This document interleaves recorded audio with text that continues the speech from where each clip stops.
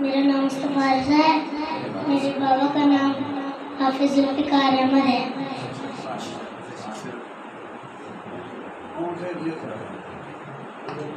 जमा मस्जिद बिलाल। कैफ पैदा हुआ सरकार के दीवानों में, कैफ पैदा हुआ सरकार के दीवानों में, किस कदर दर्द भरा है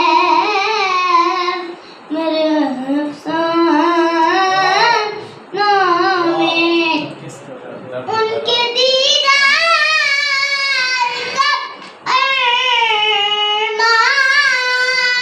तो निकला था, मगर उनके दीदार का अरमान तो निकला था, मगर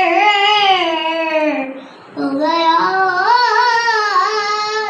इज़ाफ़ा मेरे अरमानों में, हो गया इज़ाफ़ा मेरे अरमानों